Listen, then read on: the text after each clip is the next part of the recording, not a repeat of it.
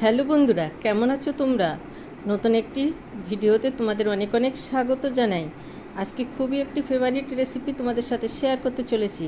আর সেই রেসিপিটা আমাদের খুব ফেভারিট, তাই ভাবলাম তোমাদের সাথে শেয়ার করি, তোমাদেরও ভালো লাগবে। সেটা হচ্ছে পাবদা মাছের হালকা পাতলা কালো জিরে দিয়ে আলু দিয়ে ঝোল।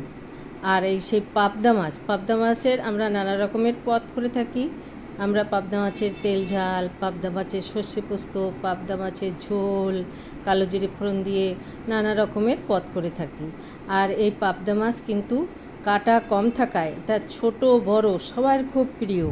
আর এই মাছটির প্রতি সবার একটা, রেস্টুরেন্টে বলো যেখানেই যাও খেতে, এই পাবদা মাছ আর ইলিশ মাছ এই দুটোর কদর এখনও ধরে রেখেছে।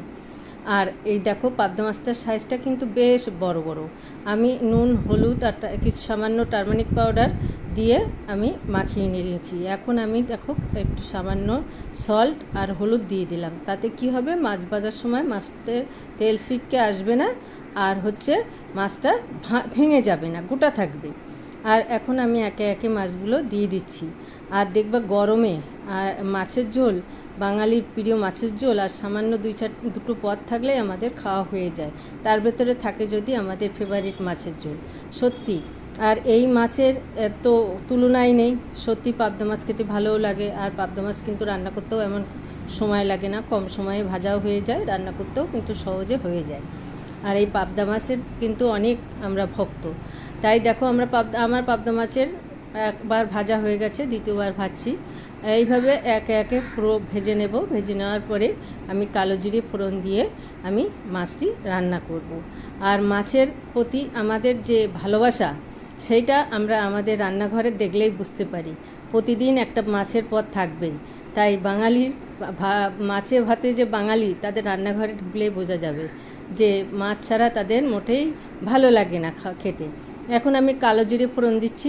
কালো জিরে ফোড়ন দিয়ে আমি টমেটো আর আদা বাটা দিয়ে দিচ্ছি। দেখো মাছ আলু দুটোই ভাজা হয়ে গেছে। এরপরে আমি দৈনিক রুটিনের মশলা, ধনে গুঁড়ো, জিরে গুঁড়ো, হলুদ গুঁড়ো, তার দুরকম red chilli powder, turmeric powder দিয়ে দিলাম, কষিয়ে নিয়েছি সুন্দর করে। এখন আমি পরিমাণ মতো জল দিয়ে দিয়েছি। আর জলটা ফুটে উঠে গেছে। এখন আমি মাছটা ছেড়ে দিলাম। আর মাছের ঝোল কিন্তু আর কিছু সময় ফুটবে, তারপরে কিন্তু মাছের ঝোল গরম মশলা দিয়ে নামিয়ে দেবো। হয়ে যাবে আমার হালকা পাতলা পাবদা মাছের সুন্দর একটা কারি। সেই কারিতে থাকবে অনেক সুন্দর সুন্দর কালার এসছে দেখো, আর থাকবে খুব সুস্বাদু, আর খেতে হবে খুব মজাদার। আর